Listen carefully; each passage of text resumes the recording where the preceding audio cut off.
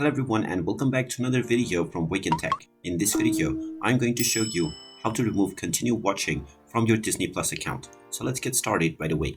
First of all, open up your web browser and then in the address bar, type in disneyplus.com and press enter. You will now be taken into the official Disney Plus website where you can log into your account if you haven't done so already using your email address and your password. Once you are logged into your account and taken inside your homepage, if you scroll down, you will see the continue watching section. You can simply hover over to the continue watching section and you will see the various shows that you have watched partly.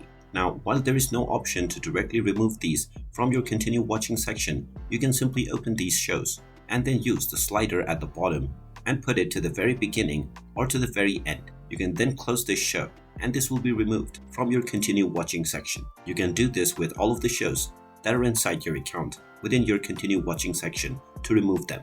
And there you have it. That is how you can manually remove the continue watching section on your Disney Plus account. If you find this video helpful, make sure you hit that like button and subscribe to our channel if you haven't done so already. Also ring that notification bell to never miss another update from us. Thank you for watching and I will see you again in the next video.